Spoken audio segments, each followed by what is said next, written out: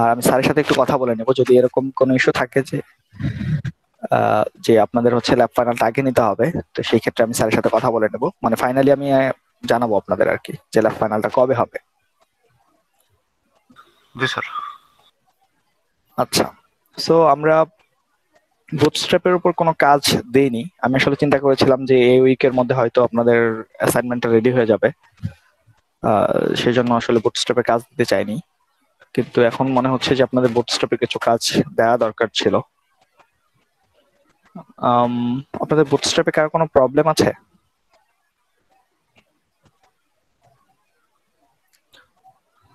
যদি প্রবলেম থাকে তাহলে সেটা আপনারা আমাকে জানাতে পারেন, আমি হয়তো আপনাদের সেটাকে সলভ করতে চেষ্টা করব। ওকে, সো আমরা আজকে যেটা দেখব সেটা হচ্ছে জাভাস্ক্রিপ্ট। জাভাস্ক্রিপ্ট আসলে না, আমরা আসলে দেখব কিভাবে একটা ওয়েবসাইটকে ডাইনামিক করা যায়। আগে আমরা কথা বলেছিলাম রেসপন্সিভ ওয়েবসাইট নিয়ে। সো রেসপন্সিভ ওয়েবসাইট মানে রেসপন্সিভ ওয়েবসাইট বা রেসপন্সিভ ডিজাইন আমরা কোনটাকে বলি?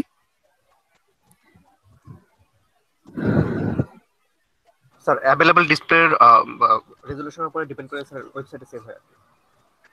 আচ্ছা, সো অ্যাভেলেবল ডিসপ্লে সাইজটাকে ইউটিলাইজ করে সবচেয়ে ভালো বা সুন্দর ভাবে দেখানোর যে পদ্ধতি সেটা ছিল আমাদের রেসপন্সিভ ডিজাইন। মানে সব ধরনের ডিসপ্লের জন্য আমরা এক ধরনের ডিজাইন তৈরি না করে ডিসপ্লে সাইজের উপর আমাদের ডিজাইনটাকে আপডেট করব, বা ডিসপ্লে সাইজের উপর ভিত্তি করে আমাদের ডিজাইনটা আসলে পরিবর্তিত হবে। সো এই যে পরিবর্তিত হওয়াটা তার মানে হচ্ছে কোন একটা ইভেন্ট ঘটছে, তার জন্য আমরা একটা রেসপন্স করছি। সো আমাদের ক্ষেত্রে এই ক্ষেত্রে ইভেন্টটা কি? এই ক্ষেত্রে আমাদের ইভেন্টটা হচ্ছে আমাদের available display size. So available display size যদি কম হয়ে যেত সেই অনুযায়ী আমরা আমাদের ডিজাইনটাকে চেঞ্জ করতাম। তো এর সাথে সাথে আরেকটা জিনিস চলে আসে, সেটা হচ্ছে স্ট্যাটিক ডিজাইন। তো তাহলে স্ট্যাটিক ডিজাইন কোনটাকে আমরা বলবো?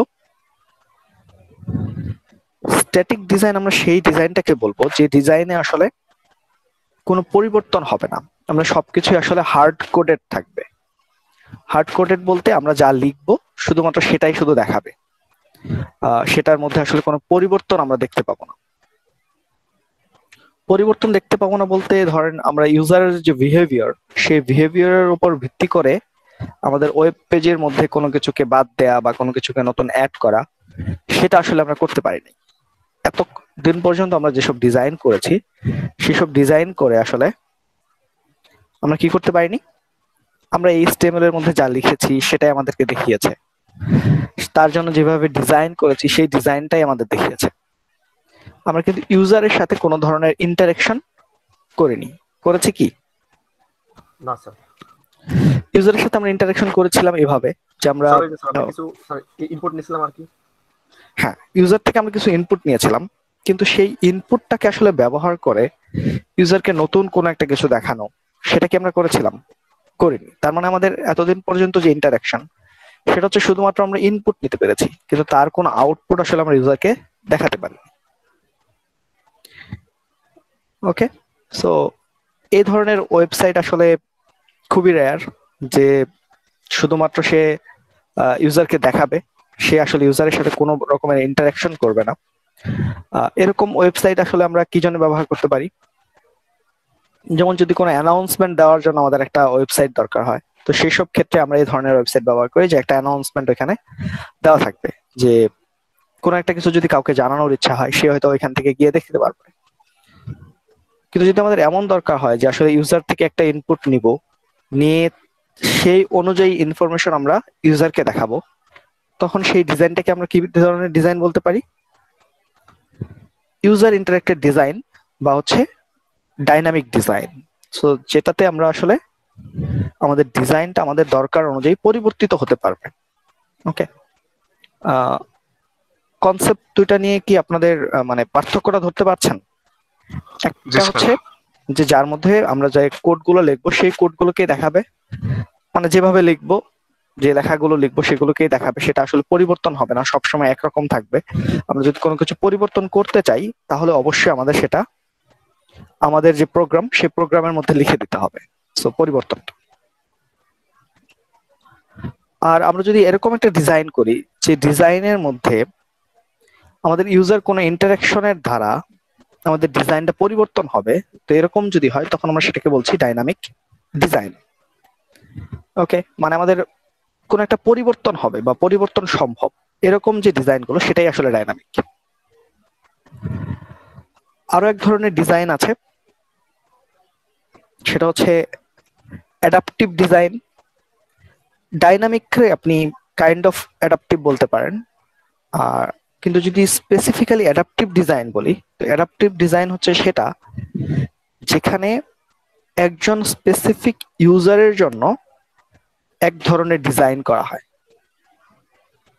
আচ্ছা, স্পেসিফিক ইউজার বলতে কি বোঝাচ্ছি? স্পেসিফিক ইউজার বলতে বোঝাচ্ছি আপনার জন্য যেরকম দেখাবে আমার জন্য ওরকম দেখাবে না, বা আরেকজনের জন্য সেটা একই রকম দেখাবে না। তার জন্য স্পেসিফিক্যালি বানানো কিছু কন্টেন্ট সেটা তার সামনে শো করবে ওয়েবসাইটটা। সো এরকম অ্যাডাপটিভ ওয়েবসাইটের যদি উদাহরণ বলি, তাহলে প্রথমে আমাদের সামনে কোন ওয়েবসাইটটা চলে আসে?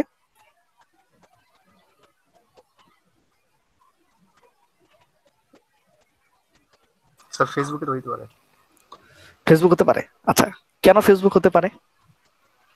কারণ স্যার আপনি যেটা দেখতে পাবেন আমি তো সেটা দেখতে পাবো না। আচ্ছা, সো তার মানে হচ্ছে ইউজার স্পেসিফিক্যালি আমরা আসলে কি করছি? ডিজাইন করছি।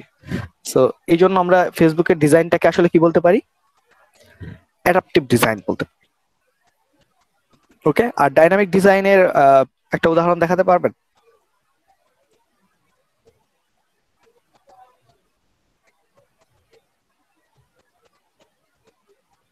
কোনটাকে আমরা ডাইনামিক ডিজাইন বলবো? Sir Wikipedia.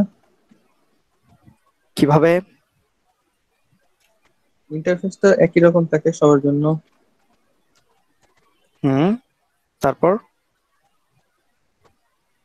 আচ্ছা, এটা ডাইনামিক না, এটা হচ্ছে স্ট্যাটিক হয়ে যাচ্ছে। ইন্টারফেসটা একরকম থাকলে স্ট্যাটিক হয়ে যাচ্ছে না? জি স্যার। না, উইকিপিডিয়া আসলে স্ট্যাটিক না, কিন্তু আপনাদের মানে বোঝানোর জন্য বলছি যে আপনারা আবার পরে বলে দিয়েন না যে উইকিপিডিয়া স্ট্যাটিক। ঠিক আছে, তাহলে কিন্তু হবে না। আচ্ছা, সো মানে উইকিপিডিয়া তো মানে আমার যেটা সার্চ দেবো ওইটাই দেখায়। এখন সবাই তো এক জিনিস সার্চ দেবে না, এরকম মানে চেঞ্জ হয় ইন্টারফেস এরকম কিছু।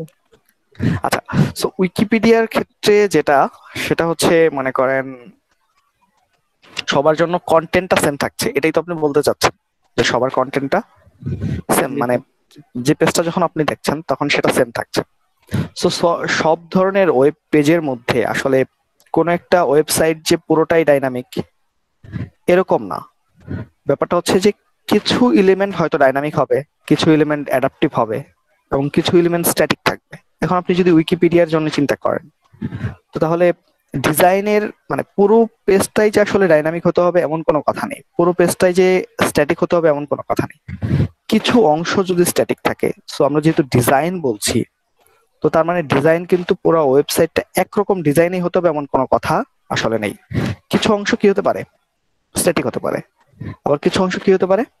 ডাইনামিক হতে পারে। যে যে অংশটা আসলে পরিবর্তন হবে ওইটুককে আমরা আসলে বলবো ডাইনামিক্যালি ডিজাইনড। ওকে, যে যেটা পরিবর্তিত হচ্ছে, কিন্তু যদি পরিবর্তন না হয়, সব মানে যেটা হচ্ছে সবার জন্য সেম দেখাচ্ছে, তো সেই অংশটাকে আমরা কি বলতে পারি?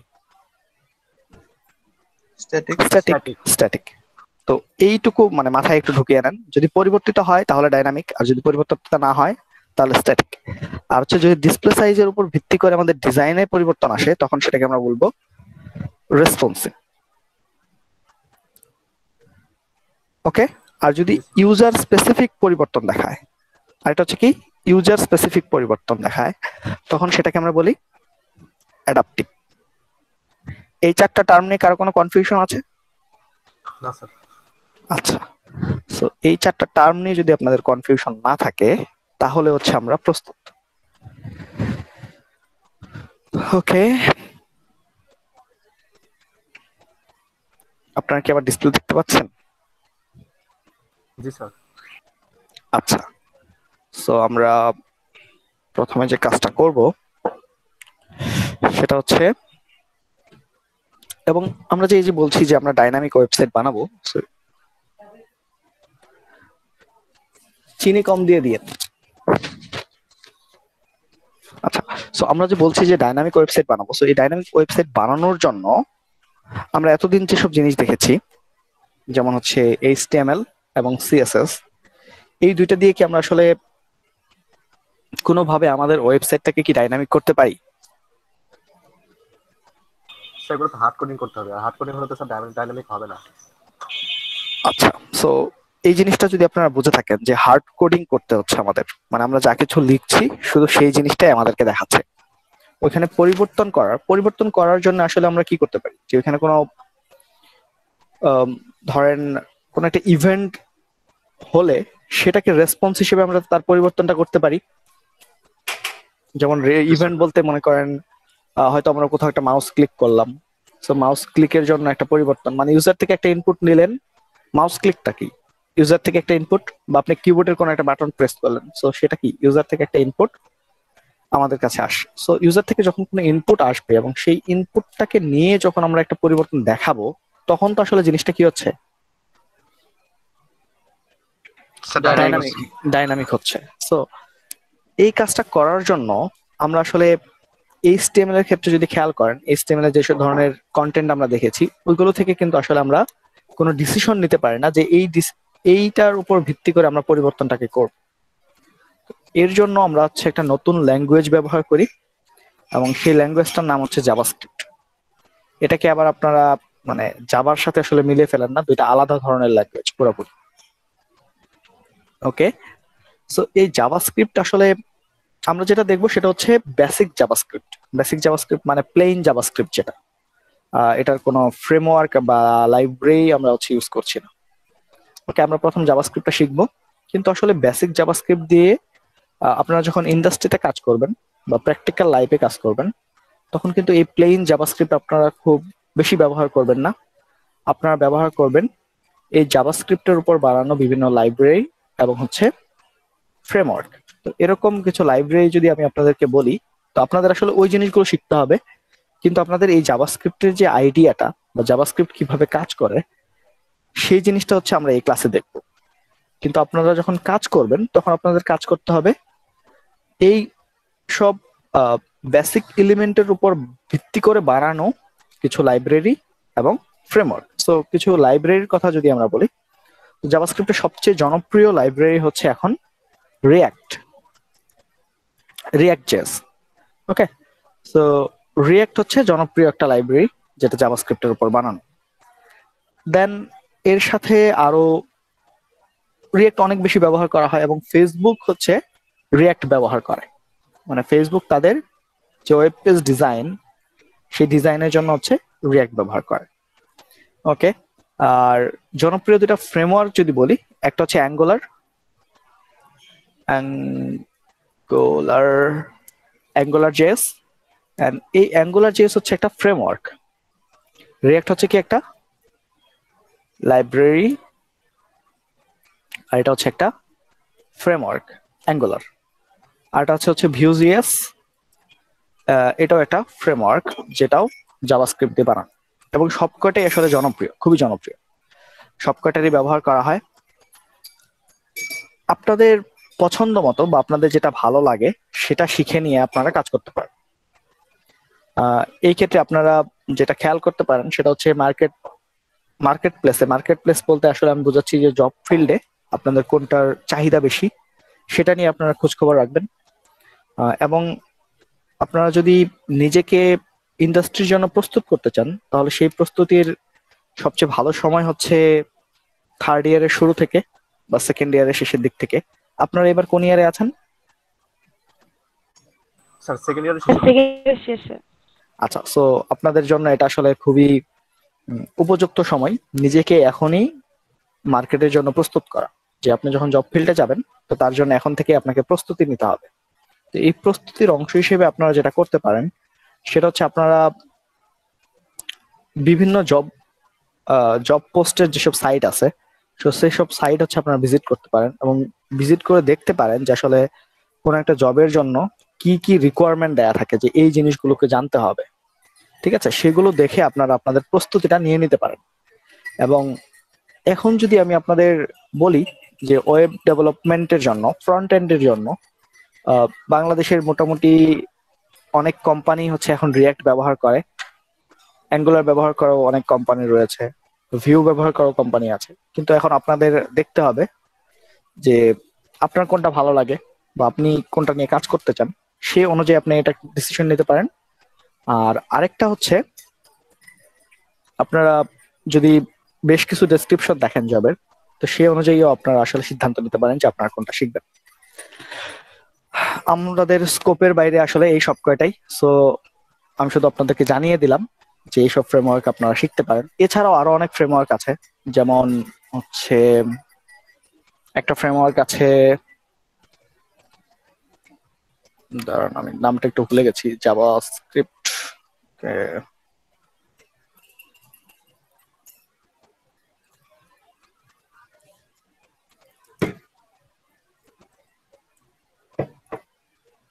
Thank you. আচ্ছা, jQuery, এটা আমি বলিনি। jQuery হচ্ছে মানে এক সময় সবচেয়ে জনপ্রিয় জাভাস্ক্রিপ্ট বলতে আসলে তখন jQuery কেই বোঝাতো, যে jQuery দিয়ে সবাই জাভাস্ক্রিপ্টের কাজ করতো। এখনো ব্যবহার করা হয়, কিন্তু আগের থেকে অনেক ব্যবহার কমে গেছে। তারপর হচ্ছে এখান থেকে যদি দেখি, দেখেন এখানে হাজার হাজার রকমের ফ্রেমওয়ার্কের নাম দেয়া আছে, কিন্তু এখান থেকে যে আমি যেটাকে খুঁজতেছি সেটা আমি আসলে খুঁজে পাচ্ছি না। ওকে,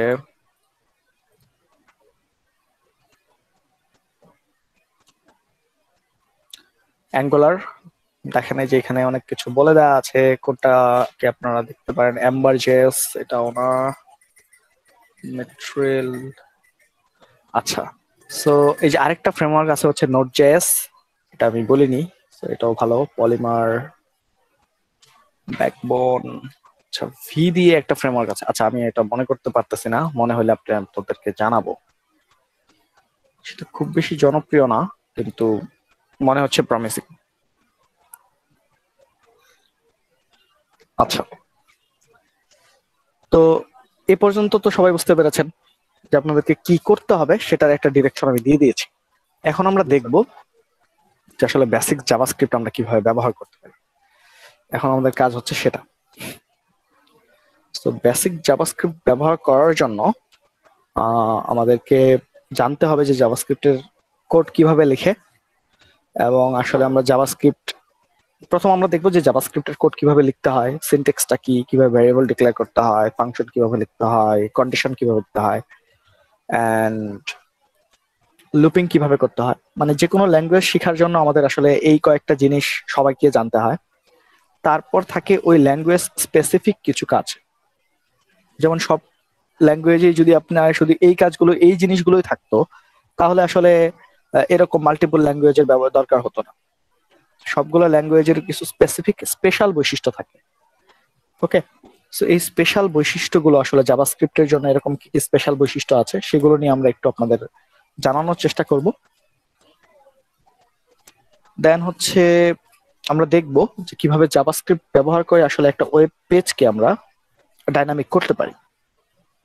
ওকে, এন্ড আরেকটা জিনিস যেটা হচ্ছে আমরা একদিন একটু আলোচনা করেছিলাম যে HTML এর যে এলিমেন্ট গুলো থাকে, সেই এলিমেন্ট গুলো আসলে একটা ট্রি স্ট্রাকচার হিসেবে থাকে। সেটা কি আপনাদের মনে আছে? জি স্যার, দেখাচ্ছিলাম আপনার জি ওয়েবসাইট স্যার। থেকেও। আচ্ছা, সো এই ট্রি স্ট্রাকচারের যে এলিমেন্ট গুলো, সেগুলোকে আসলে ট্রি স্ট্রাকচারটাকে আসলে বলা হয় ডকুমেন্ট অবজেক্ট মডেল বা ডম। তো এই জাভাস্ক্রিপ্ট দিয়ে আসলে আমরা HTML এর মধ্যে যেহেতু পরিবর্তন, মানে আমাদের যে জিনিসগুলো আমরা ভিউ করাই সেগুলো কি আমরা HTML এর মধ্যে থাকে, সো HTML এর মধ্যে যে পরিবর্তনগুলো করি, তো সেই পরিবর্তনটা করা হয় এই ডম ব্যবহার করে বা ডকুমেন্ট অবজেক্ট মডেল। সেই ডকুমেন্ট অবজেক্ট মডেলটাকে ম্যানিপুলেট করি আমরা হচ্ছে জাভাস্ক্রিপ্টের থ্রুতে। ওকে, তো আমাদের মানে আমরা যদি HTML এর মধ্যে যদি কোনো পরিবর্তন করতে চাই, তাহলে আমাদের এই ডমটা বুঝতে হবে। ওকে, সো আমাদের মানে একটা পার্ট হবে ডমটাকে আসলে বোঝা, এন্ড সেই অনুযায়ী আসলে জাভাস্ক্রিপ্ট থেকে কিভাবে আমরা এইচটিএমএল কে পরিবর্তন করি সেটা জানো। তো প্রথম আমরা কি দেখবো? প্রথম দেখবো যে জাভাস্ক্রিপ্ট আসলে ল্যাঙ্গুয়েজটা কিভাবে লিখে, এর বেসিক সিনট্যাক্স গুলো আমরা একটু দেখবো। তারপর আমরা এর স্পেশাল কিছু ফিচার দেখবো, বা হচ্ছে আমরা প্রথমে ডম দেখবো, তারপর হচ্ছে স্পেশাল ফিচার গুলোর দিকে যাব। ওকে, সো শুরু করা যাক। তো প্রথম কাজ হচ্ছে যে কোনো ল্যাঙ্গুয়েজের জন্য আমাদের কি লাগবে, তার একটা ইন্টারপ্রিটার বা কম্পাইলার আমাদের লাগবে। সো আপনারা যখন সি প্রোগ্রামিং করেছেন তখন কি কম্পাইলার ইউজ করেছেন?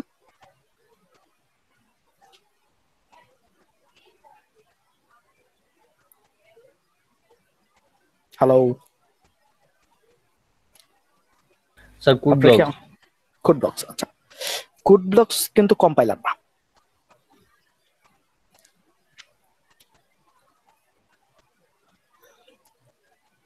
কোড ব্লকস হচ্ছে কি একটা ID. ID sir GCC compiler use করি। জিসিসি কম্পাইলার ইউজ করছি, আচ্ছা ঠিক আছে। সো এটা হচ্ছে কম্পাইলার জিসিসি।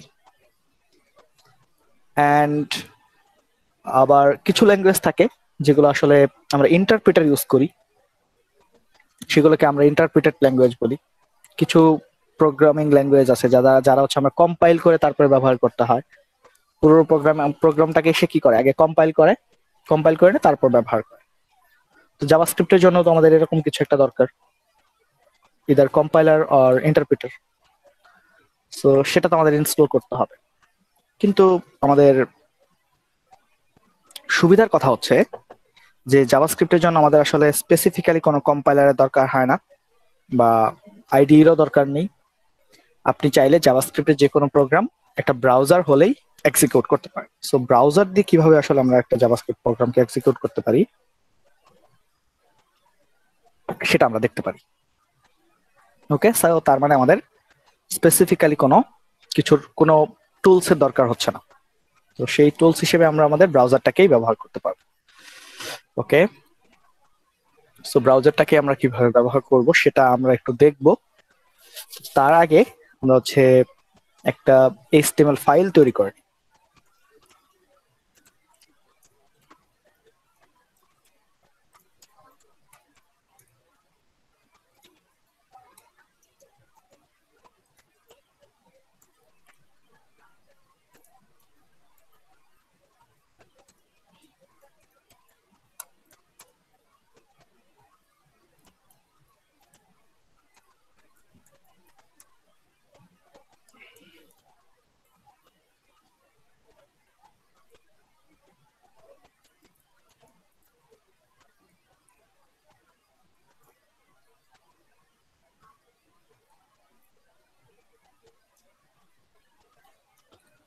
ওকে, আমরা একটা এইচটিএমএল ফাইল তৈরি করে ফেলছি।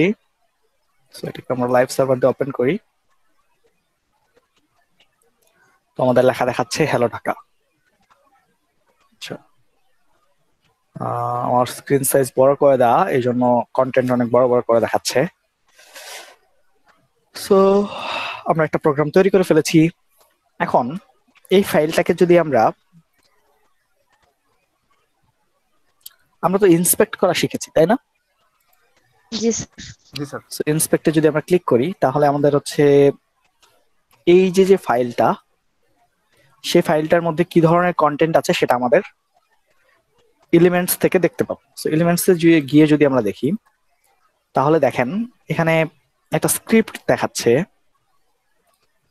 তারপর হচ্ছে হেড, দেন হচ্ছে বডি, বডির মধ্যে আবার কিছু স্ক্রিপ্ট আছে। সো বিশাল বড় বড় স্ক্রিপ্ট। এই স্ক্রিপ্ট গুলো কিন্তু আমরা এখানে লিখিনি, তাই না? আমরা শুধুমাত্র কি লিখেছি যে এইচটিএমএল এর মধ্যে হেড এবং বডিতে হচ্ছে একটা হেডার ট্যাগ দিয়েছি এবং এখানে একটা টাইটেল লিখেছি। কিন্তু যদি আমাদের এখানে খেয়াল করেন তাহলে এখানে অনেক এলিমেন্ট দেখাচ্ছে, যেমন স্ক্রিপ্টটা দেখাচ্ছে এবং এখানে একটা স্ক্রিপ্ট দেখাচ্ছে। এই জিনিসগুলো আসলে আমরা যে থার্ড পার্টি যে সফটওয়্যারটা ব্যবহার করছি বা থার্ড পার্টি যে প্লাগইনটা ব্যবহার করছি লাইভ সার্ভার, সেই লাইভ সার্ভারের জন্য আসলে দেখাচ্ছে। কিন্তু আপনি যদি এই ফাইলটাকে ফাইল এক্সপ্লোরার দিয়ে ওপেন করেন, সো এখানে যাওয়ার পর এটাকে যদি আমরা ব্রাউজারে ওপেন করি তো তাহলে দেখেন ব্রাউজার এটা ওপেন হয়েছে। এখন যদি এটা আমরা ইন্সপেক্ট করি তাহলে দেখবেন যে আমরা যে কথাগুলো লিখেছি শুধু সেই কথাগুলো এখানে দেখাচ্ছে, বাড়তি কোনো কিছু দেখাচ্ছে না। তার মানে যে এই যে স্ক্রিপ্টটা, এখানে যে স্ক্রিপ্ট এবং এখানে যে দুটো আরো এক্সট্রা দুটো স্ক্রিপ্ট যুক্ত করা হয়েছে, সেই দুটো স্ক্রিপ্ট কিন্তু আসলে আমরা তৈরি করিনি। সেটা যে দেখেন এখানে লিখেই দেওয়া আছে যে লাইভ সার্ভার আসলে এই দুটো কোডকে ইনজেক্ট করেছে, মানে অ্যাড করেছে এখানে দেখানোর জন্য। সো এটা নিয়ে কনফিউজড হওয়ার কিছু নেই, আমরা হচ্ছে এটা নিয়েই কথা বলি, যেহেতু এখানে নতুন কোনো কিছু অ্যাড করা নেই। সো দেখেন আমরা এখানে যা লিখেছি শুধু সেই জিনিসগুলো দেখাচ্ছে। এগুলো হচ্ছে আমাদের এই পেজটার এলিমেন্ট। তার পাশে আরেকটা ট্যাব আছে দেখেন, কনসোল নামে। সো এই কনসোলের মধ্যে আপনি যদি কোনো কিছু লিখেন তো তাহলে দেখবেন যে সেটাকে, এটা অনেকটা আপনার টার্মিনালের মতো করে কাজ করে। টার্মিনাল হচ্ছে লিনাক্সের জন্য, আমরা যদি কমান্ড প্রম্পট বলি উইন্ডোজের জন্য, সো কমান্ড প্রম্পটের মতো কাজ করে। আপনি এখানে যদি কোনো কমান্ড লিখেন তাহলে সেটা আসলে এখানে এক্সিকিউট করে দেয়। তো এই কনসোলটা আসলে জাভাস্ক্রিপ্টের জন্য দেয়া। ওকে, সো সব ব্রাউজারে মোটামুটি এই কনসোলটা দেয়া থাকে, এন্ড এই কনসোলের মধ্যে আমরা আসলে জাভাস্ক্রিপ্টের কোড লিখতে পারবো এবং সে এই কোডগুলোকে এক্সিকিউট করে দেবে। তারপর দেখেন এখানে আরো বেশ কিছু ট্যাব আছে, আমরা সবগুলো ট্যাব সম্পর্কে একটু একটু আইডিয়া রাখি। সোর্সেস যে ট্যাবটা রয়েছে, সেই সোর্সেস এর মধ্যে আপনার যে ফাইল পাথ বা হচ্ছে আপনার যে ফাইলগুলো, সেই ফাইলগুলো হচ্ছে এই ওয়েবসাইটের জন্য যে ফাইলগুলো থাকবে সেই ফাইলগুলো আপনারা এখানে দেখতে পাবেন। আচ্ছা, এটাকে দেখানোর জন্য আমি যে উদাহরণটা বেশি ব্যবহার করি সেটা হচ্ছে ইউনিভার্সিটি ওয়েবসাইট। তো এখানে গিয়ে হচ্ছে, আচ্ছা আমরা এটাকে ইন্সপেক্ট দেই। তো ইন্সপেক্ট দেওয়ার সাথে সাথেই দেখেন এখানে বেশ কিছু জিনিসপত্র চলে আসছে। সো ইউনিভার্সিটির যে ওয়েবসাইটটা আছে সেই ওয়েবসাইটের মধ্যে কি কি এলিমেন্ট ব্যবহার করা হয়েছে সেই এলিমেন্ট গুলো এখান থেকে আমরা দেখতে পাচ্ছি। পুরো ওয়েব পেজটা কিভাবে ডিজাইন করা হয়েছে সেটাই আমরা এখান থেকে দেখতে পাবো। দেন এটার জাভাস্ক্রিপ্টের যে কোডগুলো, সেই কোডগুলো হচ্ছে এখানে এক্সিকিউট করা আছে এবং এখান থেকে আমরা দেখতে পাচ্ছি যে কোনো ধরনের এরর আসলে আছে কিনা। প্রোগ্রামের মধ্যে যদি কোনো এরর থাকে সেই এরর গুলো হচ্ছে এখানে দেখাবে। ঠিক আছে, এই যে এই ওয়েবসাইটটা আসলে ব্যবহার করার জন্য যে কোয়েরি ব্যবহার করা হয়েছে, সো যে কোয়েরি থেকে মানে যে কোয়েরি যে জাভাস্ক্রিপ্টের যে লাইব্রেরিটা, সো সেটাকে ব্যবহার করে আমরা এখানে এরর গুলো দেখতে পাচ্ছি যে প্রোগ্রামের মধ্যে এই এরর গুলো আছে, যেমন fail to load resource. So কোন একটা রিসোর্স হয়তো সে লোড করতে চেয়েছে কিন্তু আসলে লোড করতে পারেনি। দেন আনকট রেফারেন্স, সো কোন একটা রেফারেন্স ব্যবহার করা হয়েছে কিন্তু সেটা এখানে দেখাচ্ছে না, যেমন এখানে যে ফাংশন একটা ব্যবহার করা হয়েছে, সো এখানে একটা এরর দেখাচ্ছে। এটা আমরা কোথায় থেকে পাচ্ছি? কনসোল থেকে। কনসোল থেকে কি পাবো? জাভাস্ক্রিপ্ট রিলেটেড যত ধরনের এরর রয়েছে সেই এরর গুলো আমরা কোথায় থেকে পাবো? কনসোল থেকে। কনসোল থেকে। ওকে, দেন হচ্ছে আরেকটা ট্যাব আছে সোর্সেস। কনসোলের পাশের যে ট্যাবটা সেটা হচ্ছে সোর্সেস। এই সোর্সেস নিয়ে আমি আগেও একদিন মনে হয় কথা বলেছিলাম যে আমাদের যে ফাইল গুলো থাকে সো সেটা এখানে থাকে। দেন আরেকটা জিনিস আমরা যদি দেখি সেটা হচ্ছে নেটওয়ার্ক। সো এইটা আমরা আবার হচ্ছে একটু রিলোড দেই। একটু খেয়াল করেন যে এই পেজের মধ্যে আসলে কি কি ধরনের পরিবর্তন হয়।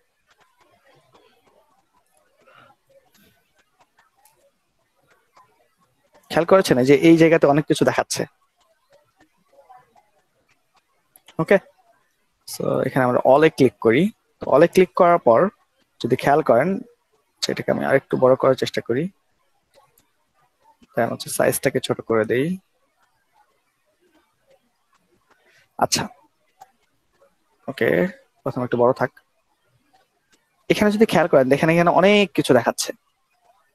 এই অনেক কিছু আসলে আমরা যখনই এই ওয়েবসাইটটা বা এই ইউআরএলটাকে ভিজিট করছি তো তখনই এই জিনিসগুলো আসলে আমাদের ব্রাউজারের মধ্যে মানে ডাউনলোড হচ্ছে। ওকে, ডাউনলোড হওয়ার পর তারপর ব্রাউজার আমাদের সেই কন্টেন্ট গুলোকে ইন্টারপ্রিট করে নিয়ে দেখাচ্ছে। এটা হচ্ছে অনেকটা মানে নেটওয়ার্কিং তো মনে হয় আপনারা এখনো পড়েননি। না স্যার। আচ্ছা, নেটওয়ার্ক পড়েননি, সমস্যা নেই। সো যেটা হয় যে আপনার ব্রাউজারে যখনই কোনো কিছু এখানে লিখেন তো সাথে সাথে সে এই ওয়েবসাইটটা তো যেহেতু মানে এই ওয়েবসাইটের মধ্যে যে কন্টেন্ট গুলো সেগুলো তো আসলে আমাদের নিজেদের পিসিতে সেভ করা থাকে। সেটা কোথায় থাকে? এই ওয়েবসাইটের যে সার্ভার, সেই সার্ভারের মধ্যে স্টোর করা থাকে। সো সেই স্টোর করা জিনিসটা যখন আমাদের নিজেদের পিসিতে দেখাতে চাই তাহলে কি করতে হবে? সেই জিনিসটাকে আমাদের পিসিতে ডাউনলোড করতে হবে।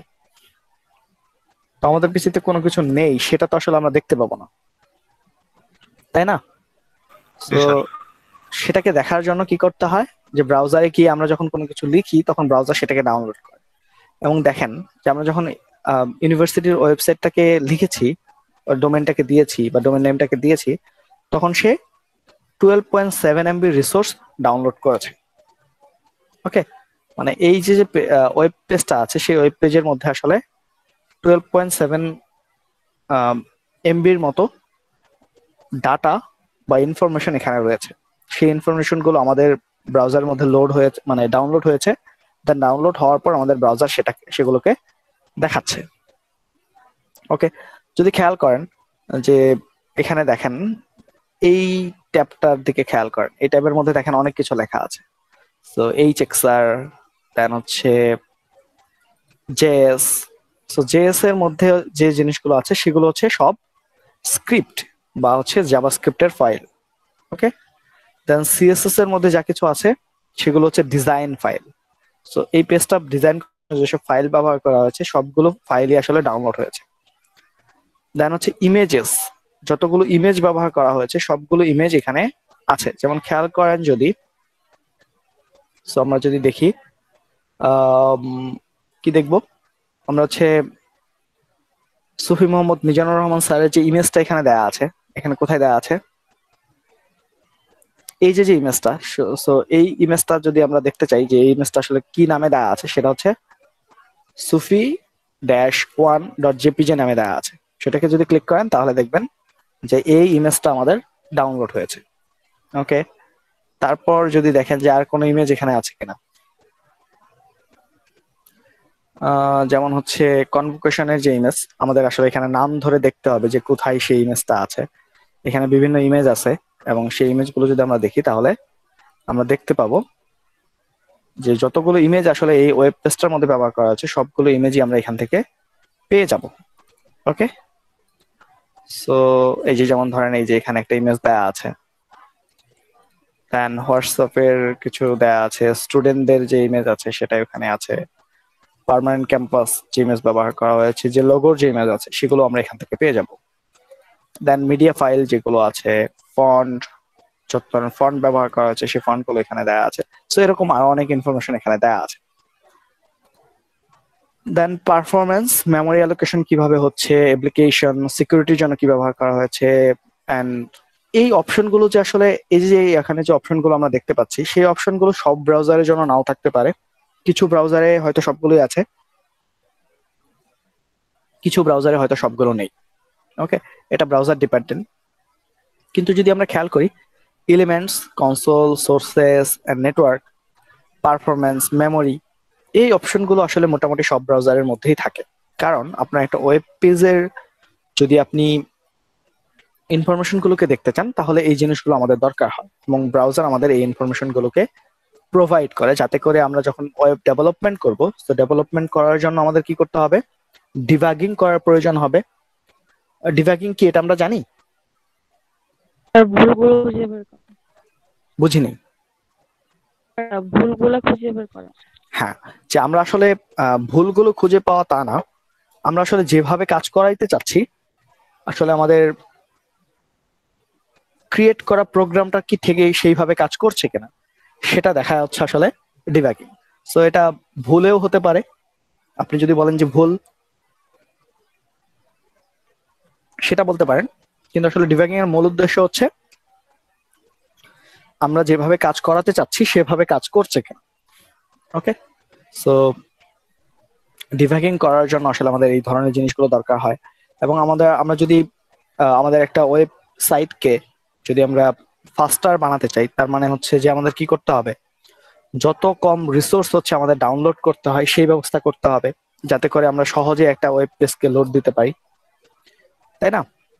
যদি এখানে মনে করেন 12 MB ছিল, সো 12 MB না হয়ে এটা যদি 1 GB হতো, তো তাহলে এই পেজটা লোড নিতে কত সময় নিত? হিউজ একটা টাইম নিত। সো এই জিনিসগুলোকে আসলে কিভাবে কমানো যায় সেগুলো নিয়েও আমরা যখন হাই লেভেল ডেভেলপমেন্ট করব তখন আসলে আমাদের এই জিনিসগুলোকে অপটিমাইজ করার চেষ্টা করতে হবে। ওকে, সো আমাদের মূল উদ্দেশ্য হচ্ছে এই কনসোলটাকে বোঝা, যে কনসোলের মধ্যে আমরা আসলে জাভাস্ক্রিপ্টের কোড লিখে তার আউটপুট বের করে আনতে পারি।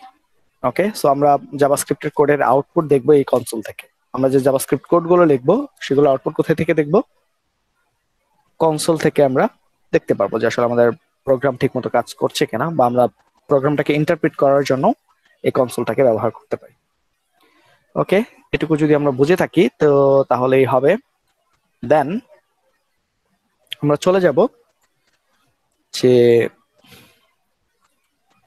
জাভাস্ক্রিপ্টের কোড আসলে আমরা কোথায় লিখবো তার মত, এটা আমরা আগে প্রথমে জানবো যে জাভাস্ক্রিপ্টের কোড আসলে আমরা কোথায় লিখবো।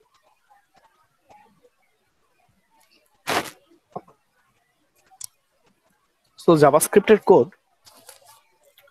আমরা লিখতে পারি আমাদের যে এইচটিএমএল ফাইলটা থাকবে সেই এইচটিএমএল ফাইলের মধ্যে আসলে আমরা জাভাস্ক্রিপ্টের কোড লিখতে পারি, এবং সেই কোড লেখার জন্য আমাদেরকে যেটা ব্যবহার করতে হবে সেটা হচ্ছে স্ক্রিপ্ট ট্যাগ। স্ক্রিপ্ট ট্যাগ ব্যবহার করে আমরা কি করতে পারি? জাভাস্ক্রিপ্টের কোড লিখতে পারি। সো জাভাস্ক্রিপ্টের কোড হচ্ছে আমরা হেড যে আছে সেই হেডের মধ্যে আমরা জাভাস্ক্রিপ্টের কোড লিখতে পারি। সেটাকে আমরা চাইলে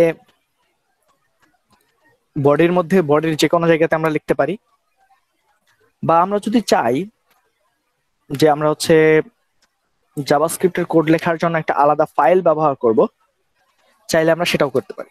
সো সেটা আমরা কিভাবে করতে পারি? তো তার জন্য আমাদেরকে একটা প্রথমে ফাইল ক্রিয়েট করতে হবে যেখানে আমাদেরকে লিখতে হবে স্ক্রিপ্ট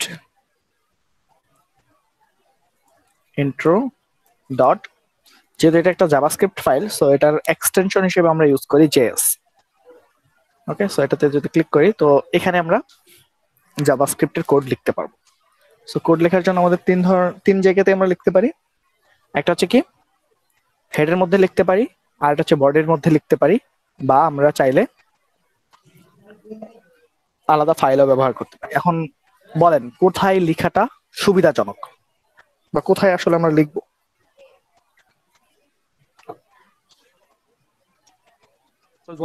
আলাদা ফাইলে। আচ্ছা, কেউ কেউ বডিতে বলেছেন, কেউ কেউ আলাদা ফাইলে বলেছেন। বলেন কোনটার কি সুবিধা?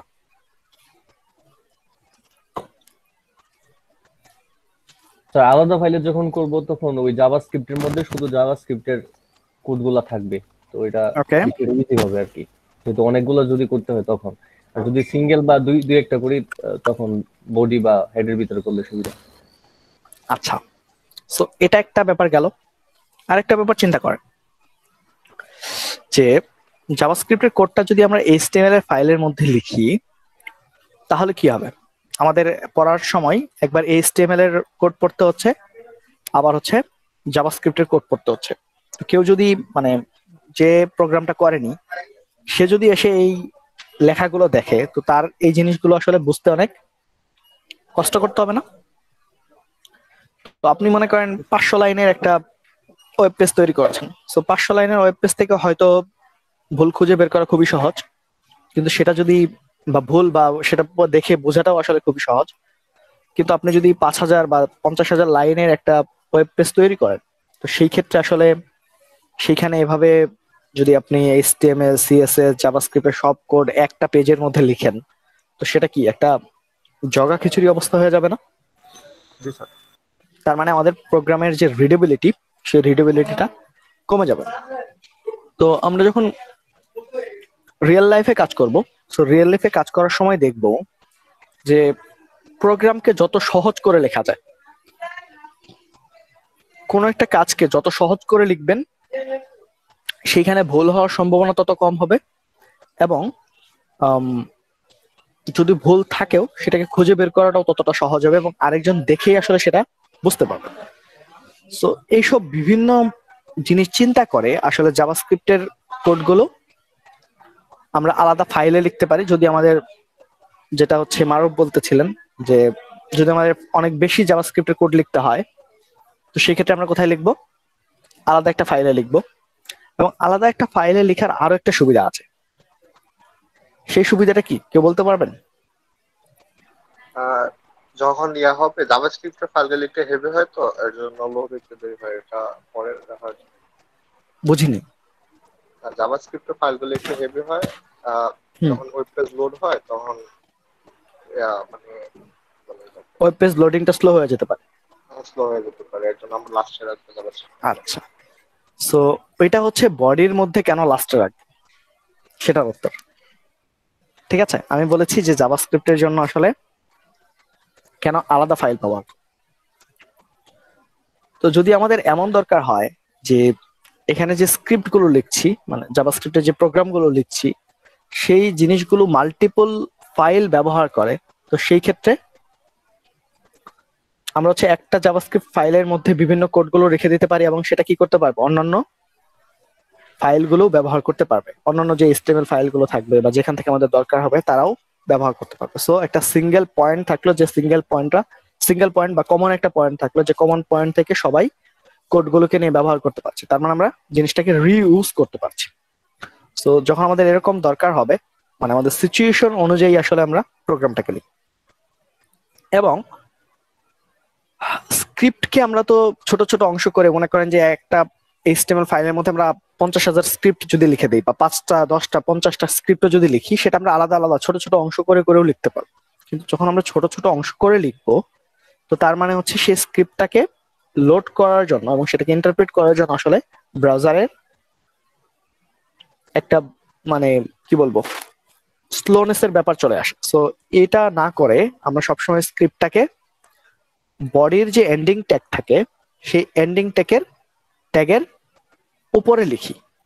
কি করি, স্ক্রিপ্টটাকে সবসময়, মানে আমাদের এইচটিএমএল এর যে কোডগুলো, সেই কোডগুলোকে আমরা কি করব, স্ক্রিপ্ট ট্যাগের উপরে লিখবো এবং স্ক্রিপ্টটাকে সবার শেষে রাখবো, যে কথাটা রাসেল বলেছিলেন। রাসেল না? জি ভাই, সরি স্যার। আচ্ছা, তো এই হচ্ছে ব্যাপার। তো আমরা স্ক্রিপ্ট কোথায় লিখবো সেটা বুঝে গেছি, স্ক্রিপ্টের মধ্যে কি লিখবো সেটা এখনো আমরা কিছুই বলি, সেটা আমরা বলবো। ওকে, তো সেটাকে যদি আমরা বলতে চাই, তো তার আগে আমরা হচ্ছে একটু দেখে নেই যে যদি আমাদের আলাদা একটা ফাইলের মধ্যে স্ক্রিপ্ট লেখা থাকে, তো সেই ক্ষেত্রে আমরা তাকে কিভাবে লিঙ্ক করি। সো লিঙ্ক করার জন্য আমাদের যেটা করতে হয়, সেখানে হচ্ছে তার সোর্সটাকে বলে দিতে হয়। সো সোর্স ইকুয়াল, দেন হচ্ছে আমরা ফাইলের নামটা বলে দিই। সো ফাইলের নাম কি, script underscore intro. So script, দেখেন এই যে script underscore intro dot JS, এটা আমরা বলে দিলাম। এখন এই ফাইলটা আসলে কোথায় আছে, তো তার লোকেশন আমাদের স্পেসিফাই করতে হবে। সো এই ফাইলটা কোথায় আছে, আমরা যে এইচটিএমএল ফাইলটা ব্যবহার করছি, সেই এইচটিএমএল ফাইলটা আছে হচ্ছে আমাদের ল্যাব 15 নামে একটা ফোল্ডারের মধ্যে। আর স্ক্রিপ্ট ইন্ট্রো ফাইলটা কোথায় আছে, সেম ফোল্ডারের মধ্যেই আছে। সো সেম ফোল্ডারের মধ্যে যেহেতু আছে, তো তার জন্য আমাদের আসলে পাথটাকে আমরা কিভাবে স্পেসিফাই করি, যেহেতু তার একই ফোল্ডারের মধ্যে আছে, তো তার মানে আমাদের আসলে এখানে আর পাথ স্পেসিফাই করার কিছু নেই। কিন্তু যদি ফোল্ডারটা যদি এই ফাইলটা যদি আমাদের অন্য একটা ফোল্ডারের মধ্যে থাকতো, তো সেই ক্ষেত্রে আমরা কি ইউজ করতে পারতাম, রিলেটিভ পাথ ইউজ করতে পারতাম, যেটা আমরা হচ্ছে ফাইল পাথের নিয়ে যেদিন কথা বলেছিলাম এইচটিএমএল এ, সেদিন দেখেছিলাম। সো ফাইল যদি, মানে আমাদের জাভাস্ক্রিপ্ট ফাইলটা যদি এই ফোল্ডারের যে মানে মেইন ডিরেক্টরি, সেই ডিরেক্টরিতে থাকতো, তাহলে কিভাবে অ্যাক্সেস করতে হয়, বা এর মধ্যে অন্য একটা ফোল্ডার থাকলে সেখানে কিভাবে অ্যাক্সেস করতে হয়, সেটা আমরা কোথায় দেখেছিলাম, সেটা কি আপনাদের মনে আছে?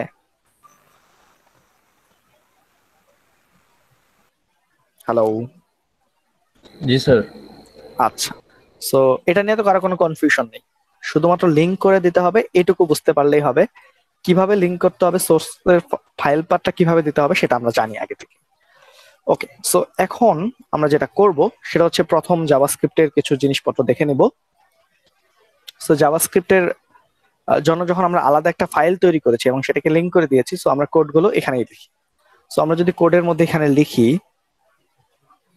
2+5,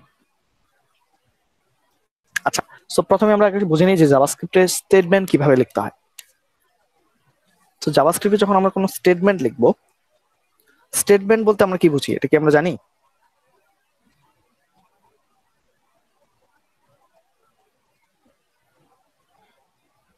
হ্যালো, কোন একটা প্রোগ্রামিং ল্যাঙ্গুয়েজের স্টেটমেন্ট বলতে কি বুঝি আমরা?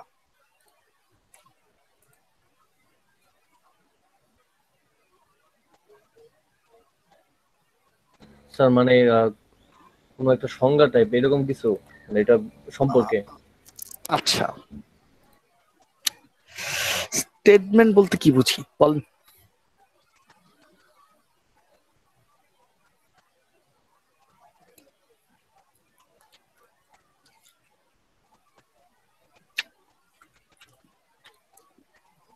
প্রোগ্রামের যে প্রতিটা লাইন, ঠিক আছে, তো ধরেন প্রোগ্রামের মধ্যে আসলে আমরা কি থাকে, কিছু ইনস্ট্রাকশন থাকে যেগুলো আসলে এক্সিকিউট করতে হয় প্রোগ্রাম। হুম, মানে বিভিন্ন অ্যাকশন যে স্যার ক্যারি আউট করে সেগুলো স্যার। হ্যাঁ, যে বিভিন্ন যে অ্যাকশন গুলো থাকে, সেই অ্যাকশন গুলো বা ইনস্ট্রাকশন গুলো বা এক্সিকিউশনের যে কমান্ড গুলো, সেই কমান্ড গুলোকে আমরা বলছি এক একটা স্টেটমেন্ট।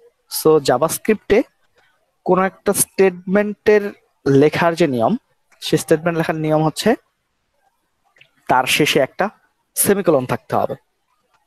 ওকে, সো আমরা আগের যেগুলো দেখেছি, যেমন সিতে সেমিকোলন থাকতে হয়। আপনারা কি পাইথন করেছেন? কেউ যদি পাইথন করে থাকেন তাহলে দেখবেন যে পাইথনে আসলে স্টেটমেন্টের শেষে কেউ কোনো কিছু দিতে হয় না, সো ফাঁকা রাখলেও হয়। এবং সেমিকোলন যদি আপনি ভুল করেন, সির ক্ষেত্রে যদি দেখেন সেমিকোলন যদি ভুল করেন তাহলে আসলে প্রোগ্রামের মধ্যে এরর দেখায় কম্পাইল টাইমে। তো জাভাস্ক্রিপ্টের জন্য ব্যাপারটা ওইরকমই, যে আপনি কোন একটা লাইনকে বা কোন একটা ইনস্ট্রাকশনকে যদি স্টেটমেন্ট হতে হয় তাহলে অবশ্যই তারপরে একটা সেমিকোলন থাকতে হবে। সো আমরা এখানে একটা স্টেটমেন্ট লিখি এরকম 2+5। সো 2+5 যদি আমরা লিখি তাহলে কি হবে? ওকে, সো 2+5 আমরা লিখে দিলাম, এটা আমাদের স্ক্রিপ্টটাও অ্যাড করে দিয়েছি। সো এটাকে যদি আমরা এখন এক্সিকিউট করি, লাইভ সার্ভারটা ওপেন করি, সো লাইভ সার্ভারটা ওপেন করলাম, ওপেন করে এটাকে রিলোড দেই, তো তাহলে দেখেন যে আমরা যে স্ক্রিপ্টটা অ্যাড করেছি সেই স্ক্রিপ্টটাই যে এখানে দেখাচ্ছে স্ক্রিপ্ট ইন্ট্রো ডট জেএস। এর মধ্যে কোনো আউটপুট আমাদের নেই। সো এই যে স্ক্রিপ্ট ইন্ট্রো ডট জেএস এর মধ্যে আমরা এই যে এটা লিখেছি, সো এখান থেকে আমরা কোনো আউটপুট আসলে পাচ্ছি না, এখান থেকেও কোনো কিছু দেখতে পাচ্ছি না। সো জাভাস্ক্রিপ্টে যদি কোনো কিছুকে আমরা দেখাতে চাই তাহলে অবশ্যই কি করতে হবে, সেটাকে আমরা হয় কনসোলে দেখাতে পারি, আমাদের ওয়েব পেজের মধ্যে দেখাতে পারি, বা ইউজারের জন্য জাভাস্ক্রিপ্ট থেকে যদি কোনো কিছু সরাসরি ইউজারকে দেখাতে চাই তো সেই ক্ষেত্রে আমরা ব্যবহার করতে পারি জাভাস্ক্রিপ্টের কিছু বিল্ড ইন ফাংশন আছে, সেই ফাংশনগুলোকে আমাদের ব্যবহার করতে হবে। সো এরকম একটা বিল্ড ইন ফাংশন হচ্ছে অ্যালার্ট। সো অ্যালার্ট হচ্ছে ইউজারকে, আচ্ছা এখানে না, আমরা এখানেই লিখি তাহলে আমরা ভালো বুঝতে পারবো। অ্যালার্ট, সো ইউজারকে কোনো কিছু দেখানোর জন্য আসলে আমরা অ্যালার্ট ব্যবহার করি। সো অ্যালার্ট ব্যবহার করি কিভাবে, ধরেন যে জিনিসটা হচ্ছে আমরা ওইখানে লিখেছি সেই জিনিসটা এখন অ্যালার্টের মধ্যে দিয়ে দিব। সো অ্যালার্টের মধ্যে আমরা দিয়ে দিলাম 2+5। সো 2+5 যখন দিয়ে দিব, দিয়ে হচ্ছে আমরা এটাকে সেভ করি। সেভ যখন করব তো আমাদেরকে তখন জাভাস্ক্রিপ্ট কি দেখাবে, একটা অ্যালার্ট দেখাবে যেখানে কি লেখা আছে। আচ্ছা খেয়াল করেন, সো আমরা প্রথমে কি লিখেছিলাম, 2+5 লিখেছিলাম, যেটা একটা জাভাস্ক্রিপ্ট ভ্যালিড স্টেটমেন্ট। কারণ কি, আমরা বলেছিলাম যে জাভাস্ক্রিপ্টের একটা ভ্যালিড স্টেটমেন্টের পর একটা সেমিকোলন থাকবে এবং তার আগে কিছু কিওয়ার্ড থাকবে বা ইনস্ট্রাকশন থাকবে, ইনস্ট্রাকশনটা থাকবে। সো যেহেতু আমরা দুটো ভ্যালুকে এখানে যোগ করেছি, এটা জাভাস্ক্রিপ্টের জন্য একটা ভ্যালিড স্টেটমেন্ট, কিন্তু আপনি যদি সি প্রোগ্রামিং এর জন্য যদি চিন্তা করেন তাহলে এটা কি একটা ভ্যালিড স্টেটমেন্ট? না স্যার। সি এর ক্ষেত্রে এটা এক্সিকিউট করে দেখবেন যে এটা দেখবেন এরর দেখাচ্ছে বা কিছু একটা দেখাচ্ছে, কিন্তু জাভাস্ক্রিপ্টের জন্য এটা একটা ভ্যালিড স্টেটমেন্ট, কারণ হচ্ছে এখানে একটা অপারেটর আছে, প্লাস কি একটা অপারেটর, এন্ড দুটো ভ্যালুকে সে যোগ করছে এবং একটা সেমিকোলন আছে, সো একটা ভ্যালিড স্টেটমেন্ট। কিন্তু এটা আসলে আমাদের কোনো আউটপুট দেখাচ্ছে না, কিন্তু সেটাকে কিন্তু সে এক্সিকিউট করছে। কিন্তু যখন আমরা অ্যালার্ট ফাংশনটাকে কল করলাম, সো অ্যালার্ট ফাংশনটাকে কল করে যখন আমরা তার মধ্যে এই জিনিসটুকু লিখে দিলাম, তখন সে কি করলো, আমাদের ইউজারকে একটা অ্যালার্ট দেখালো। সো এটাকে আমরা সেভ করে রিলোড যদি করি, সো রিলোড করলে দেখেন এই যে এখানে 7 দেখাচ্ছে, তার মানে 2+5 এই যে যে ইনস্ট্রাকশনটা আমরা দিয়েছিলাম সেই ইনস্ট্রাকশনটা আমাদেরকে একটা অ্যালার্ট হিসেবে দেখাচ্ছে। ওকে, সো এইভাবে আমরা ইউজারকে যদি কোনো কিছু দেখাতে হয় সেটা দেখাতে পারি। আর আরেকটা ব্যাপার হচ্ছে, যদি আমরা ইউজারকে না দেখিয়ে আমাদের নিজেদের কাজের জন্য কোনো কিছু প্রোগ্রামটাকে ডিবাগ করার জন্য যদি কোনো কিছু দেখাতে চাই, তাহলে লিখতে হয় কনসোল ডট লগ। দেন হচ্ছে এই লগের মধ্যে যদি আমরা লিখি 2+5, সো তখন সে কি করবে, আমরা কি লিখেছি কনসোল, সো তার মানে সে সেটা কোথায় দেখাবে, এই কনসোলের মধ্যে দেখাবে। দেন হচ্ছে লগ, এটা হচ্ছে একটা ফাংশন। সো এই লগ কে আবার আপনারা এরকম মনে করেন না যে ম্যাথের লগ, ম্যাথমেটিক্সে কি লগ ছিল না, জি স্যার। সো সেই লগ না, এটা হচ্ছে আপনার মানে লগারিদমিক না আসলে। এটা মানে বিভিন্ন প্রোগ্রামিং ল্যাঙ্গুয়েজে যখন আপনি ডেভেলপার যখন ডিবাগ করে, সো ডিবাগ করার জন্য যখন কোনো কিছুকে প্রিন্ট করতে হয় তখন আসলে সেগুলোকে লগ নামে একটা ফাংশন থাকে, বানানো থাকে, মোটামুটি সব ল্যাঙ্গুয়েজের মধ্যেই আছে। এটাকে অনেকটা ধরে নিতে পারেন যে জাভাস্ক্রিপ্টের প্রিন্টএফ। ওকে, সো কনসোলে যদি আমরা কোনো কিছু দেখাতে চাইতাম সি প্রোগ্রামিং এ, তখন আমরা কি ইউজ করতাম, প্রিন্টএফ ইউজ করতাম। প্রিন্টএফ ইউজ করে করে আমরা আসলে প্রোগ্রামটা আমাদের ঠিকমতো কাজ করছে কিনা সেটা দেখতাম। তো এই ক্ষেত্রে আমাদের প্রোগ্রাম ঠিকমতো কাজ করছে কিনা সেটা দেখার জন্য আমরা কনসোল ব্যবহার করি, এবং কনসোলের সাথে যখন আমরা লগ বলি তার মানে সেই জিনিসটা আমাদের এই কনসোলের মধ্যে দেখায়। সো এখন এটাকে যদি আমরা এক্সিকিউট করি, সেভ করি, সো এটাকে আমরা এখান থেকে সেভ করলাম। দেন কনসোলের মধ্যে আমাদের কোনো পরিবর্তন দেখা যাচ্ছে না, কারণ এটাকে আমরা এখানে পরিবর্তন করেছি। এখানে পরিবর্তন না করে আমরা এটাকে এইখানে পরিবর্তন করতে হবে, কারণ ওইখানে যেটা করছি সেটা কিন্তু আমাদের এই ফাইলে চলে আসছে না। সো আমরা এই ফাইলের মধ্যে লিখি কনসোল ডট লগ। দেন লগের মধ্যে আমরা আগে যে জিনিসটা লিখেছিলাম যে 5+2, সেটাকে যদি লিখে যদি এটাকে সেভ করি, সেভ করলে দেখেন যে আমাদের এখানে একটা অ্যালার্ট চলে আসছে। সো অ্যালার্ট আসুক, সমস্যা নেই। আচ্ছা, আমরা এই স্ক্রিপ্ট থেকে সরে যাই। দেন কনসোলের মধ্যে যদি আসি, কনসোলের মধ্যে আমাদের কোনো পরিবর্তন দেখা যাচ্ছে না কেন? এই যে দেখেন কনসোলের মধ্যে কত দেখাচ্ছে, 7। আগের বার যখন আমরা হচ্ছে কনসোল মানে লগ দেখাইনি, সো তখন আমাদের এখানে কোনো কিছু দেখায়নি, কিন্তু এখন যখন আমরা কনসোল ইউজ করছি, সো আমাদের এখানে 7 লেখাটা দেখাচ্ছে। তো এইভাবে আমরা একটা প্রোগ্রামকে কি করতে পারি, ডিবাগ করতে পারি। সো আসলে জাভাস্ক্রিপ্টে এটাকে অ্যালার্ট লিখলেই হয়, কিন্তু জাভাস্ক্রিপ্ট সবকিছুকে আসলে একটা উইন্ডো নিয়ে কাজ করে। সো এটা একটা উইন্ডো, এই মানে পুরো পেজটাই হচ্ছে আপনার জন্য একটা উইন্ডো। সবকিছু উইন্ডোর মধ্যে আসলে থাকতে হবে। সো এই ব্যাপারটাকে আপনাদের আমি যদি বোঝাতে চাই তাহলে এটা একটু খেয়াল করেন।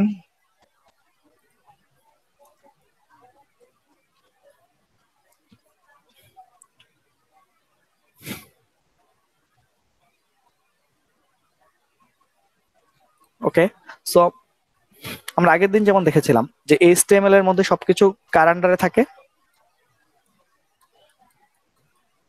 HTML ট্যাগের আন্ডারে থাকে না? জি স্যার। হ্যাঁ, তো একইভাবে জাভাস্ক্রিপ্টের যত ধরনের কন্টেন্ট থাকবে বা এলিমেন্ট থাকবে, সব এলিমেন্ট থাকে হচ্ছে উইন্ডোর আন্ডারে।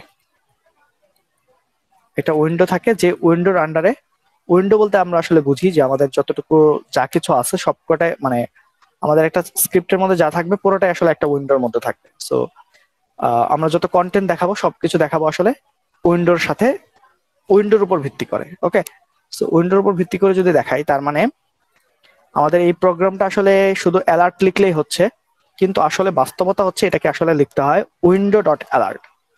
ওকে, সো যা কিছুই আমরা করব কার মধ্যে করব, উইন্ডোর মধ্যে করব।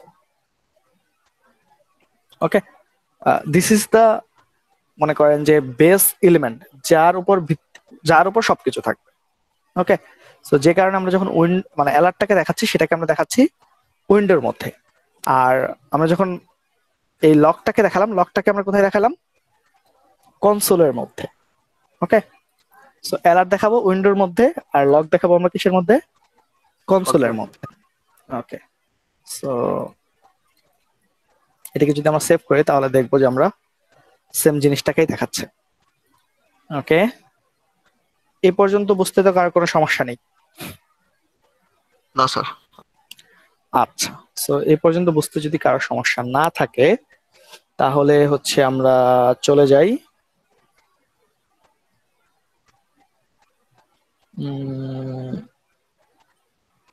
জাভাস্ক্রিপ্টের ভ্যারিয়েবল আসলে আমরা কিভাবে ডিক্লেয়ার করতে পারি এবং কি কি অপারেটর আমাদের রয়েছে সেই সব দিকে। আচ্ছা, সো ভ্যারিয়েবল ডিক্লেয়ার করার জন্য জাভাস্ক্রিপ্টে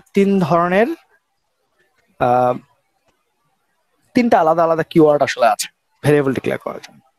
ভ্যারিয়েবল ডিক্লেয়ার করার জন্য তিনটা আলাদা আলাদা কিওয়ার্ড আছে। সেই কিওয়ার্ড গুলো হচ্ছে var, দেন হচ্ছে let এন্ড হচ্ছে const। ওকে, সো এই তিন ভাবে আমরা আসলে ভ্যারিয়েবল ডিক্লেয়ার করতে পারি। ওকে, const দেন হচ্ছে let। তো ভ্যারিয়েবল ডিক্লেয়ার করার জন্য আমরা আগে আমরা একটু ম্যাপিং করে করে পড়ার চেষ্টা করি। সো ম্যাপিং করে করে যদি পড়ি তো তাহলে হচ্ছে আমরা সিতে যদি ভেরিয়েবল ডিক্লেয়ার করতে চাইতাম তাহলে কি লিখতে হইতো? ডাটা টাইপ, জি স্যার। তাই না? সো ডাটা টাইপ আমাদের কি ইন্টিজার ছিল, দেন হচ্ছে ফ্লোট ছিল,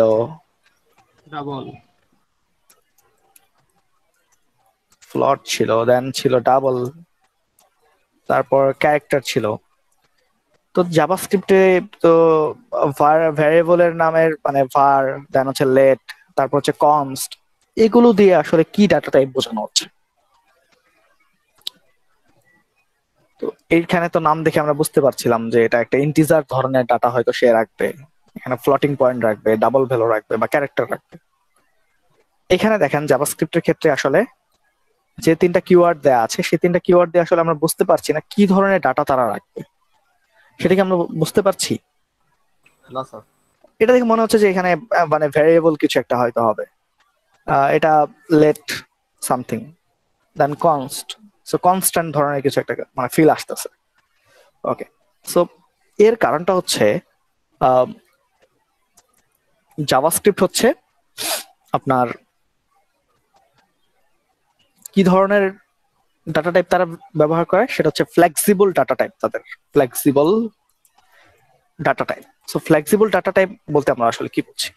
সো ফ্লেক্সিবল ডাটা টাইপ বলতে আমরা বুঝি যে আসলে জাভাস্ক্রিপ্টের যে কোনো ভ্যারিয়েবল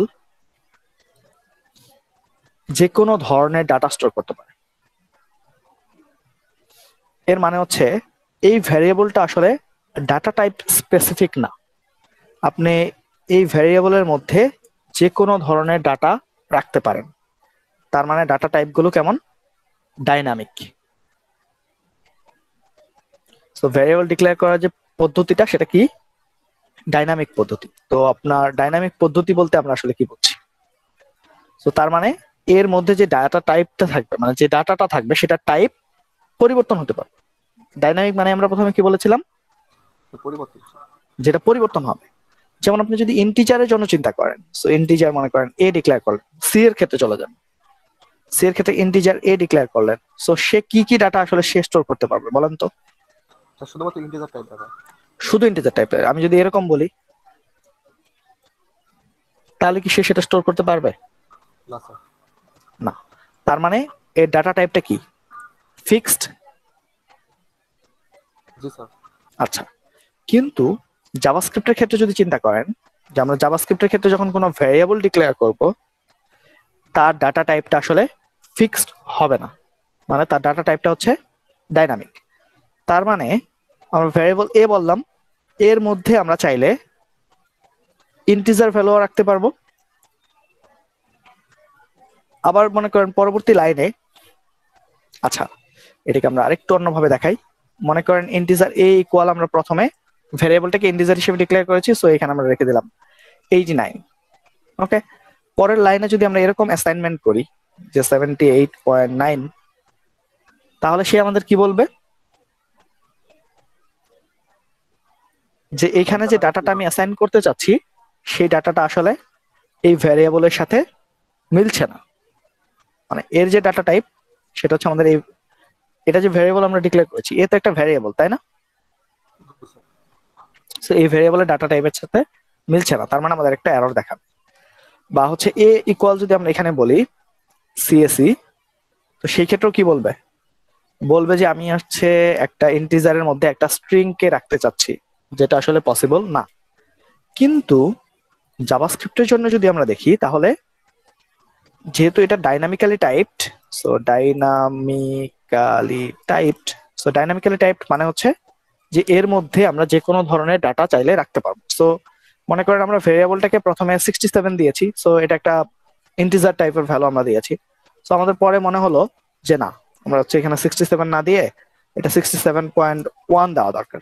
সো আমরা চাইলে সেটা করতে পারবো, কারণ প্রথম সে সেটাকে কি করবে, ইন্টিজার হিসেবে কনসিডার করবে।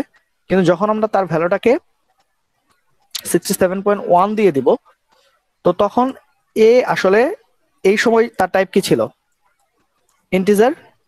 কিন্তু পরবর্তীতে যখন আমরা সেটার মধ্যে ফ্লোটিং পয়েন্ট ভ্যালু দিচ্ছি, তো তার মানে তখন সেটা ফ্লট হয়ে যাচ্ছে। এটাই হচ্ছে ডাইনামিক্যালি টাইপড, যে আপনি যে ধরনের ভ্যালু দিবেন সে অনুযায়ী তার ভ্যারিয়েবলের টাইপটা ঠিক হবে।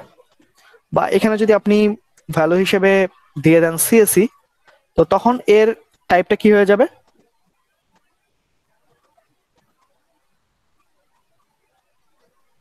বলুন তো? এটা স্ট্রিং হয়ে যাবে। ক্যারেক্টার হলে সিঙ্গেল ক্যারেক্টার হতো, ঠিক আছে? এটাকে আপনি ক্যারেক্টার অ্যারে বলতে পারতেন, কিন্তু আসলে ক্যারেক্টার হলে একটা ক্যারেক্টার থাকতে হবে। ওকে, সো এটাকে আমরা স্ট্রিং বলতে পারি। তার মানে আমাদের কি ধরনের ভ্যালু হচ্ছে ভ্যারিয়েবলটার মধ্যে আছে সে অনুযায়ী আসলে তার টাইপটা নির্ধারিত হবে। কখনো আমরা স্পেসিফিক্যালি বলতে পারবো না যে এটা টাইপটা ইন্টিজার, ফ্লট বা স্ট্রিং।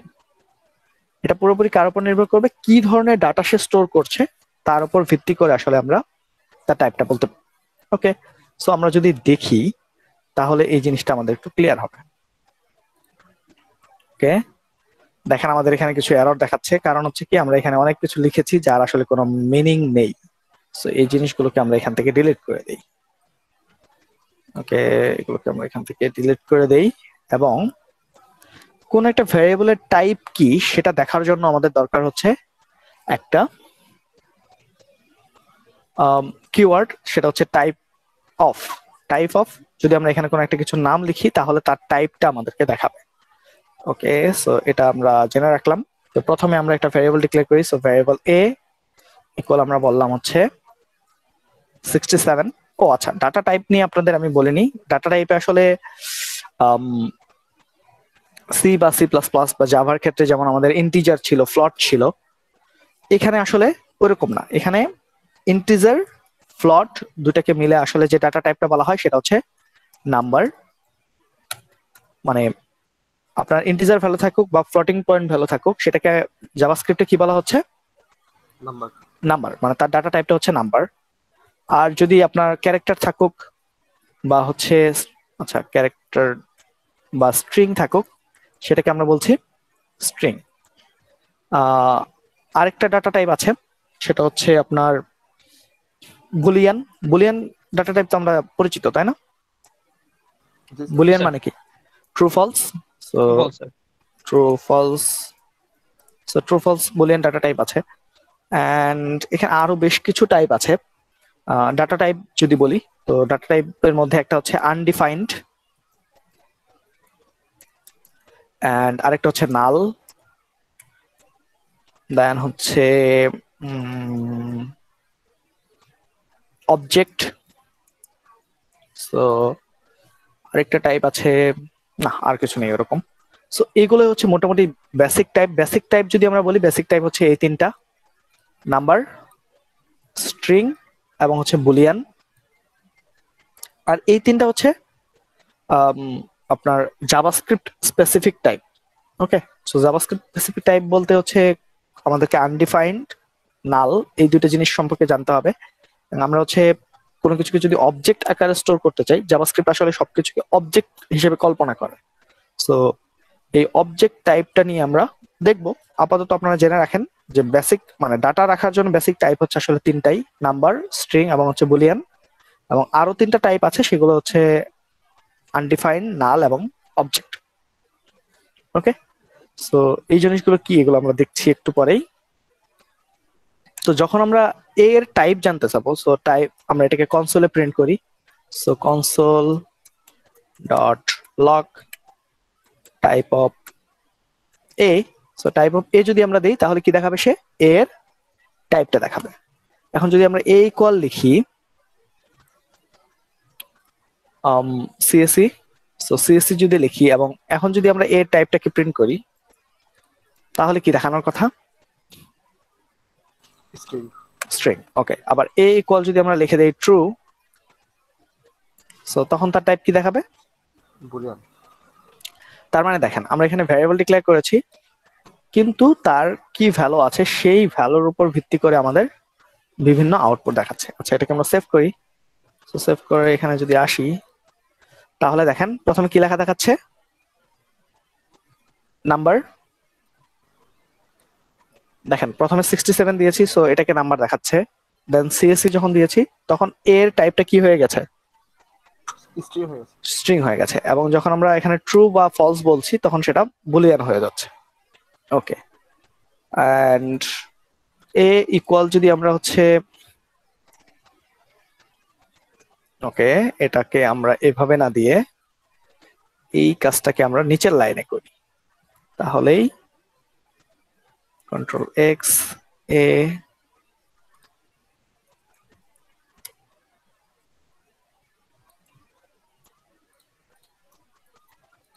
সো এটা যদি করি তাহলে কি হবে, তো এ প্রথমে ডিক্লেয়ার করলাম, ডিক্লেয়ার করার পরেই তার হচ্ছে টাইপটা দেখতে চাচ্ছি। সো এটাকে যদি আমরা এখন সেভ করি, সো এটাকে আমরা সেভ করলাম, সেভ করার পর হচ্ছে 7 দেখাচ্ছে। তো দেখেন প্রথম যখন আমরা কোনো কিছু দেইনি তখন সেটাকে কি দেখাচ্ছে, আনডিফাইন্ড।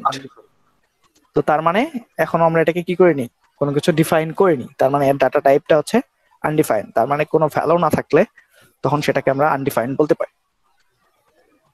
ওকে, দেন আমরা হচ্ছে আরেকটা কাজ করতে পারি, সেটা হচ্ছে এ ইকুয়াল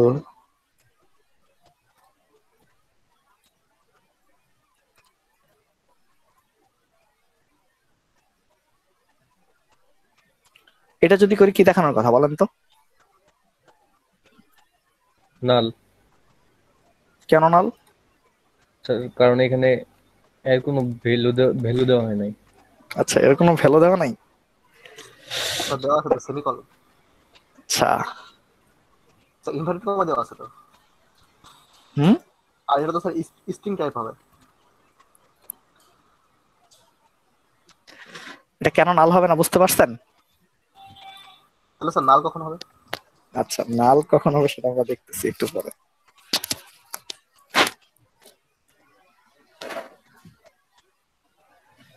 এটা কি, এটা বুঝতে পারছেন তো নাকি? জি স্যার, বুঝতে পারছি। আচ্ছা ঠিক আছে। ও আচ্ছা, সো আমাদের ডাটা টাইপ নিয়ে সবার idea clear?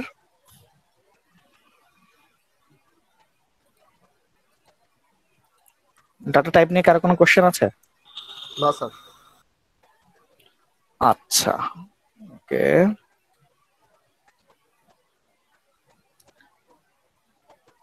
So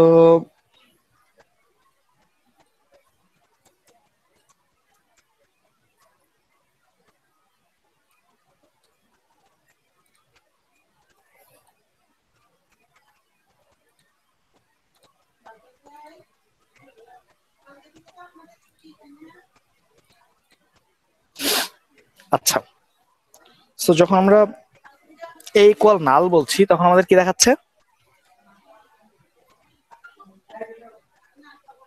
sir object. Object.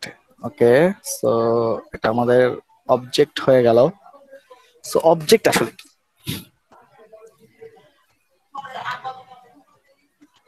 আমরা আগেই বলেছিলাম যে জাভাস্ক্রিপ্ট হচ্ছে কি করে, সবকিছুকে অবজেক্ট হিসেবে কল্পনা করে। সো আমরা যখন কোনো ডাটা টাইপ দিচ্ছি না, বা সরি ডাটা টাইপ না, এখানে যখন আমরা নাল বলছি তখন সেটা কি হয়ে যাচ্ছে, জাভাস্ক্রিপ্টের একটা অবজেক্ট হচ্ছে যেটা হচ্ছে নাল টাইপের। ওকে, তাহলে নাল কাকে বলতেছি সেটা আমরা একটু পরে দেখব, আপাতত না। আমরা হচ্ছে ডাটা টাইপ নিয়ে মোটামুটি কোয়েরি ঠিক আছে। সো এখন আমরা দেখবো কিভাবে ভ্যারিয়েবল গুলোকে আসলে আমরা ডিক্লেয়ার করতে পারি। সো প্রথম একটা ভ্যারিয়েবল আমরা ডিক্লেয়ার করেছি কি দিয়ে, var দিয়ে। ওকে, এখন আমরা একটা ভ্যারিয়েবল ডিক্লেয়ার করব হচ্ছে let দিয়ে। ওকে, let b। So let b এর মধ্যে আমরা b কে কি দিতে পারি, সো b এর মধ্যে মনে করেন আমরা দিয়ে দিলাম uits। সো uits যদি দিয়ে দেই তাহলে হচ্ছে console.log দেন হচ্ছে b থেকে যদি আমরা প্রিন্ট করি তাহলে হচ্ছে সে b কে প্রিন্ট করে দেখাবে। সো এটাকে আমরা সেভ করলাম।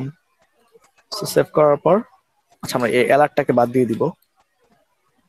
আচ্ছা অ্যালার্টটাকে বাদ দিয়ে দিব। সো অ্যালার্টটাকে আমরা কমেন্ট করে রাখতে হবে। কমেন্ট করার জন্য জাভাস্ক্রিপ্টে দুই ধরনের কমেন্ট আমরা ব্যবহার করতে পারি। একটা হচ্ছে সিঙ্গেল লাইন কমেন্ট।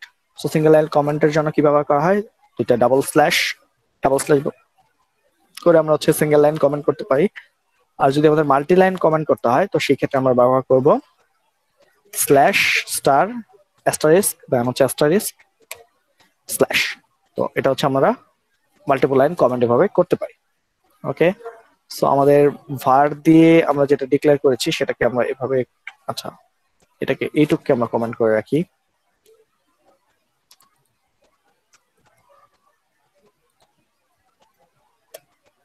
ওকে, কমেন্ট করে রাখলাম। আচ্ছা এটাকে আমরা কেটে দিলাম,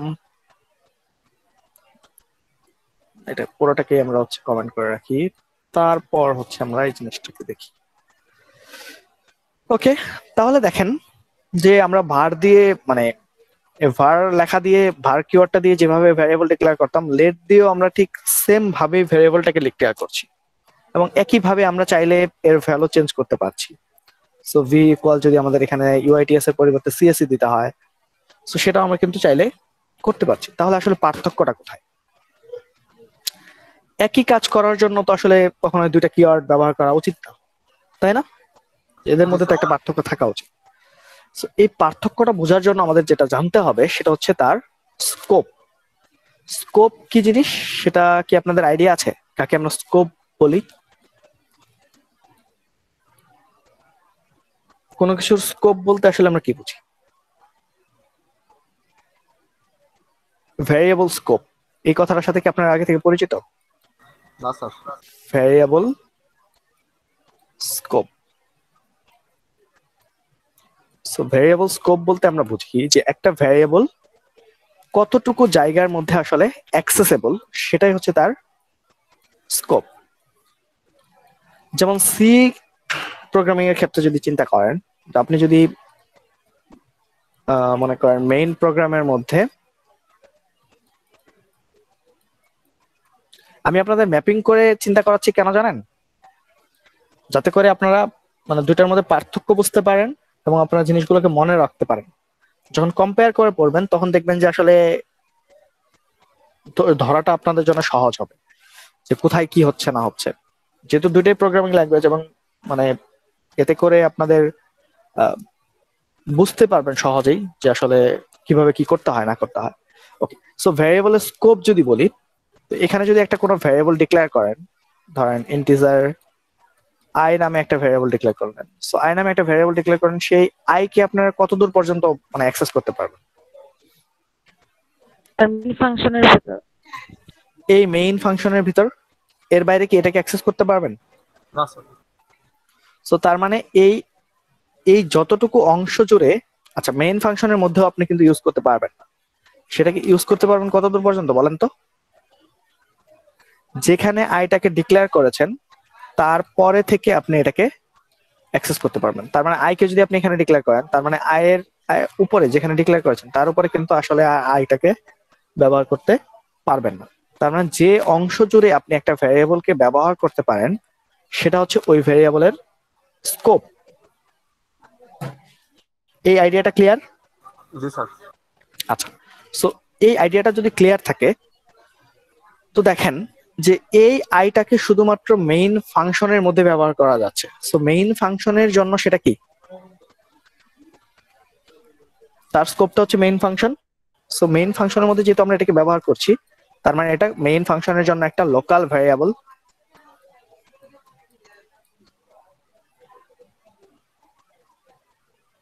এই কথা কি বুঝতে পেরেছেন? জি স্যার। সো আইটা মেইন ফাংশনের জন্য একটা লোকাল ভ্যারিয়েবল। ওকে, সো লোকাল ভ্যারিয়েবল যদি হয় তাহলে সে শুধু মেইন ফাংশনের মধ্যে তাকে অ্যাক্সেস করা যাবে। কিন্তু যদি আপনি একটা কোনো ভ্যারিয়েবল এইখানে যদি ডিক্লেয়ার করতেন ইন্টিজার, মনে করেন যে, তো সেটার কে কোথায় ব্যবহার করতে পারতেন? এটা গ্লোবালি স্যার। এটাকে গ্লোবালি ব্যবহার করতে পারতেন। তার মানে আপনার যে প্রোগ্রামের যে ফাইলটা আছে সেই ফাইলের মধ্যে আপনি যেখানেই লেখেন না কেন যে, আপনি কিন্তু যে এর একটা ভ্যালু পাবেন। তো তার মানে সেটাকে আমরা কি বলছি? একটা গ্লোবাল ভ্যারিয়েবল বলছি। সো আমরা তো আসলে এই লোকাল আর গ্লোবাল ভ্যারিয়েবল জানতে চাচ্ছি না। আমরা জানতে চাচ্ছি কি লোকাল স্কোপ এবং গ্লোবাল স্কোপ। তো তার মানে হচ্ছে এই যে যে ভ্যারিয়েবলটা তার স্কোপ কি, যে যে ভ্যারিয়েবল সেই ভ্যারিয়েবলটার স্কোপ কি? Sir global. গ্লোবাল। আর আই যে ভ্যারিয়েবলটা তার স্কোপ কি? লোকাল। লোকাল। এই দুইটা আইডিয়া সবার ক্লিয়ার হয়েছে? যে কোন একটা ভ্যারিয়েবলকে যদি আমরা একটা নির্দিষ্ট জায়গা জুড়ে ব্যবহার করতে পারি তখন তার স্কোপ হচ্ছে লোকাল। আর কোন একটা ভ্যারিয়েবলকে যদি আমরা সব জায়গা থেকে অ্যাক্সেস করতে পারি তখন আমরা সেটাকে কি বলি? গ্লোবাল। গ্লোবাল। তার মানে তার স্কোপ হচ্ছে গ্লোবাল আর আরেকটা স্কোপ হচ্ছে লোকাল। যেমন আমি আপনাদের সহজ উদাহরণ দিই। সহজ উদাহরণ হচ্ছে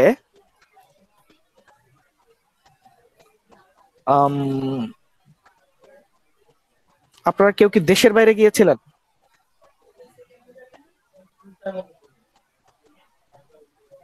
মানে বাংলাদেশের বাইরে কেউ এমন আছেন? আচ্ছা, সো বাংলাদেশের বাইরে যাননি, সমস্যা নেই।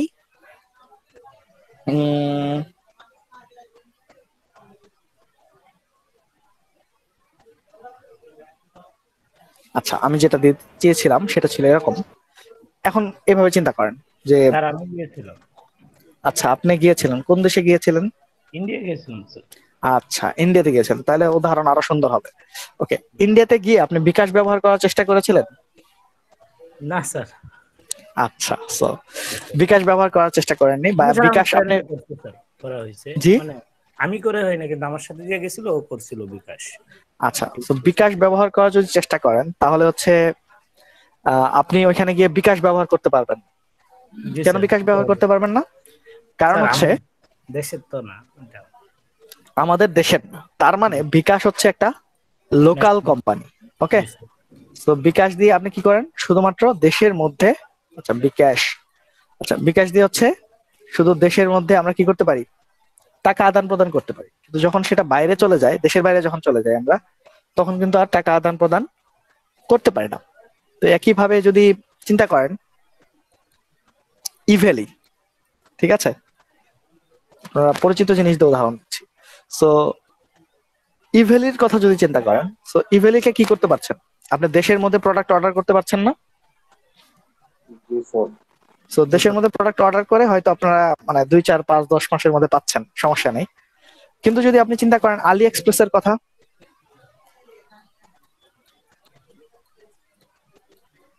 World wide sir. World wide, তার মানে কি আলি এক্সপ্রেসের যে স্কোপ সেটা কি? বেশি ইভিলিতে গ্লোবাল স্কোপ। ঠিক আছে, তার স্কোপ হচ্ছে গ্লোবাল। সো যে কোনো দেশ থেকে আপনি আলি এক্সপ্রেস অর্ডার করতে পারছেন, কিন্তু আপনি যে কোনো দেশ থেকে কি করতে পারতেছেন না? ইভেলিতে অর্ডার করতে পারতেছেন না, বা দারাজে অর্ডার করতে পারতেছেন না। ওকে, তার মানে ইভেলি, দারাজ এরা হচ্ছে লোকাল স্কোপের কোম্পানি। একইভাবে তো যখন আমরা কোনো কিছুকে, আসলে এসবের উদ্দেশ্য হচ্ছে লেট এবং ভারের মধ্যে পার্থক্য বোঝা। ওকে, সো যদি কোনো একটা ভ্যারিয়েবলকে আপনি লেট দিয়ে ডিক্লেয়ার করেন তো তার স্কোপ হচ্ছে লোকাল। ওকে, আপনি যেখানে ডিক্লেয়ার করবেন লেটের ভ্যারিয়েবলটাকে শুধুমাত্র সেখানেই অ্যাক্সেস করতে পারবেন, এর বাইরে কোথাও অ্যাক্সেস করতে পারবেন না। সো লেটকে যদি আপনি একটা ফাংশনের মধ্যে ডিক্লেয়ার করেন তাহলে শুধুমাত্র সেই ফাংশন থেকেই অ্যাক্সেস করতে পারবেন। বুঝতে পারছেন? জি স্যার। আচ্ছা, স্যার, জি বলেন। স্যার আমাদের কয়েক মিনিট ব্রেক দিলে হয় না স্যার? কারণ স্যার রেকর্ডিংটা যদি একটু বড় হয়ে যায় না স্যার, তখন আর এটা রেজুলেশন থাকে না স্যার, 360 রেজুলেশন চলে আসে, যার কারণে দেখা যায় না। আচ্ছা আচ্ছা আচ্ছা আচ্ছা আচ্ছা আচ্ছা, ঠিক আছে ঠিক আছে। ওকে, মানে আপনাদের কি একটু গ্যাপ দিব? জি স্যার, একটু গ্যাপ দিলে আমি রেকর্ডিংটা অফ করে আবার চালু করলে দুটো রেকর্ডিং হলে স্যার রেকর্ডিং মানে ঠিকভাবে দেখা যায়। আচ্ছা আচ্ছা তারপরে আচ্ছা, স্যার ঠিক আছে, তাহলে আপনি আপনারা 10 মিনিটের একটা ব্রেক নেন। 10 মিনিটের ব্রেক দেবো না আরো কম দিব? স্যার 5 মিনিট আমরা তো আসলে, আচ্ছা 5 মিনিট, ঠিক আছে। ওকে।